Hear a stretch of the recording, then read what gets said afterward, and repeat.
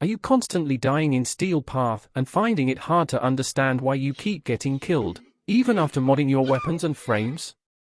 Well, fear not. In this video, I'll show you how to survive in SteelPath and what mods and tools you need to confidently take down everything in Warframe. Let's dive right into it. Firstly, this video is aimed at those who are new to SteelPath or maybe have been playing it for a while but still feel underpowered. I assume you have a basic understanding of modding frames and weapons. Each frame in Warframe has a certain degree of damage mitigation, such as damage reduction, invisibility, damage reflection, health regen, or increased health. The most common defense mechanism that is used on SteelPath is the shield gating. When your shield gets depleted instantly, you will have a 1.3 seconds of invulnerability, while if your shield is in the process of recharging before it gets destroyed, you will only have a 0.33 seconds of invulnerability. That is why most players utilizes the use of Decaying Dragon Key so that their maximum shield capacity is lowered by 75%, and by using Augur mods or Brief Respite, you can recharge your shield instantly with just one ability cast, giving you another instance of shield gating. Depending on the frame you play, your survivability will vary.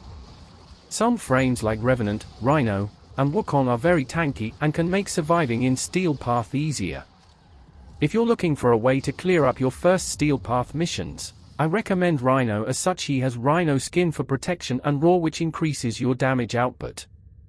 When modding Rhino, since we still don't have access to different arcanes such as Arcane Energize, we have to prioritize our strength and efficiency so that we can recast our Rhino skin again whenever the past Iron skin is depleted. So how do we mod for Rhino? For our Aura mod, we can either use Growing Power or Steel Charge, since our build will be focused on melee. We would pick Steel Charge. As you can see, the mods we have is Steel Fiber to increase our base armor. This will help our Iron skin to build up more armor, then Rolling Guard for the 3 seconds invulnerability and Status Cleanse. Continuity and Constitution for the duration to counteract the negative stat of Fleeting Expertise. Streamline and Fleeting Expertise for the efficiency so that we can cast our Rhino skin and raw with little energy consumption. Then Blind Rage for the 99% ability strength. Then the Augment mod Ironclad Charge for the bonus armor for every enemy hit by Rhino Charge.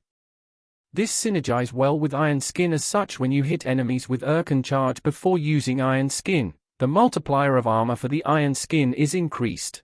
Now let's test our Iron Skin with and without the buff of Ironclad.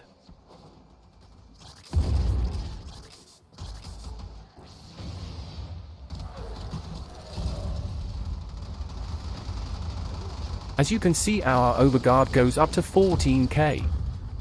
Meanwhile, if we use our Rhino Charge, triggering the Ironclad giving us bonus armor for Rhino.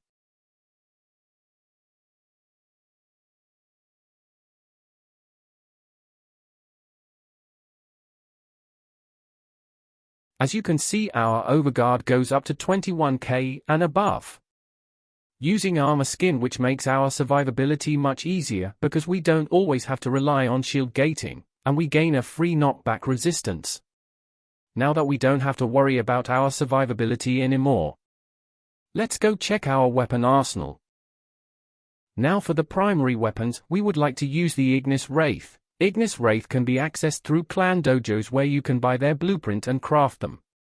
Now this is how we mod the Ignis Wraith for SteelPath. We put Galvanize Aptitude for the flat damage bonus for every status effect the enemy is affected by. Galvanize Chamber for the multi-shot, then Critical Delay for the critical chance. Hunter Munition for the chance to proc slashes whenever we crit. Bane of Grynir, since we will take on Grynir faction enemies. This mod is just here if you want to use your primary for killing enemies. However, you should take note that this weapon is primarily used for killing acolytes. Viral Sense for the critical damage bonus, then we mod the weapon for Corrosive for acolytes. We will test this out on a normal heavy Grynir gunner.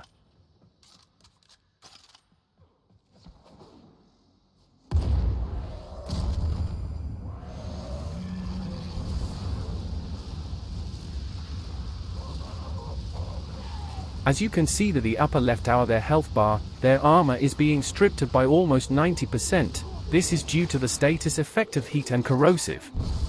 Now for the secondary weapon, we use the nukor. We build it for a lot of status effects and status chance. We also put fire rate mods and multi-shot mods because this gun will not be used as a killing weapon. It will be used to prime the enemies so that we can deal more damage to it. So our goal for our secondary is to have a lot of fire rate and multi-shot so that we can proc multiple statuses in a short time. We mod this weapon for viral since viral status effects makes it that the enemy will take up to 325% damage taken from any damage source. The radiation and electric status are just there for our melee. Now for our melee we will use the Broken War, which is a weapon you can acquire when you've done the second Dream Quest. This is how we will mod our Broken War with the stance Iron Phoenix since this stance is the most common stance you can pick up. We will put Condition Overload for the flat damage boost for every status effect the enemy is affected by. Weeping Wounds and Blood Rush for the increase of critical chance and status chance per combo counter. Organ Shatter for the critical damage boost, then Berserker Fury for attack speed. You can change this into Quickening if you don't have Berserker Fury. Reach for additional range, then Smite Grinier for faction damage. This mod multiplies your damage output to the Spyfied faction. You can change this into Gladiator mod for another critical damage increase if you don't like to keep switching faction mods every missions. However, I must advise you that never underestimate the power of faction mods as such. These mods does not function like your other damage mods like Serration or Pressure Point. Those mods will increase your base damage while faction mods will multiply your total damage dealt to each enemies in that faction. Then we will put Fever Strike for the toxin status. Take note that the damage of the toxin should be lower than the slash due to proc priorities. Now why do we need slash procs? Well, slash status effects bleeds enemies. This damage over time ignores armor while viral procs from our primer will make that bleed damage cause 325% more damage. This is why players prefer slash plus viral when doing SteelPath contents. Now let's test the build. First we prime the enemies, then destroy them with our melee.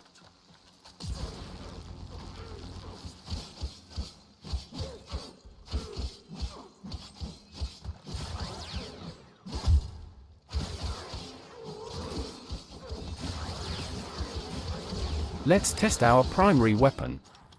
As usual, we need to prime it first before killing them with our primary.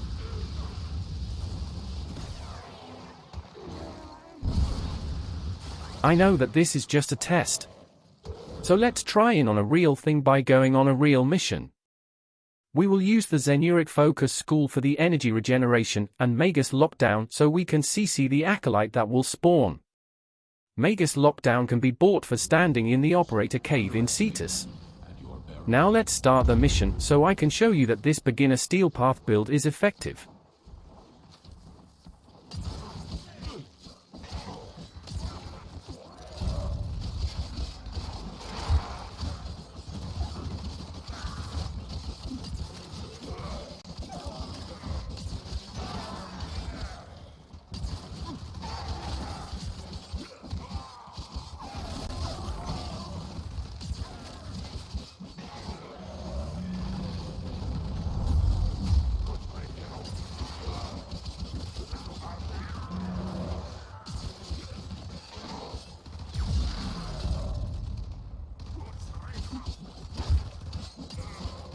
Let's skip to the part where the Acolyte spawns.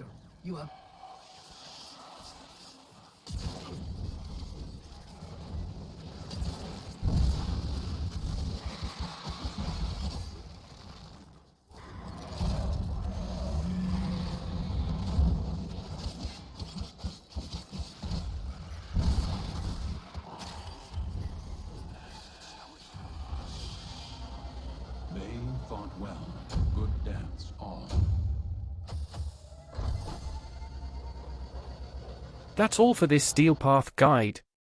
Follow these tips, and you'll conquer SteelPath in no time. Don't forget to like and support the channel. Happy hunting!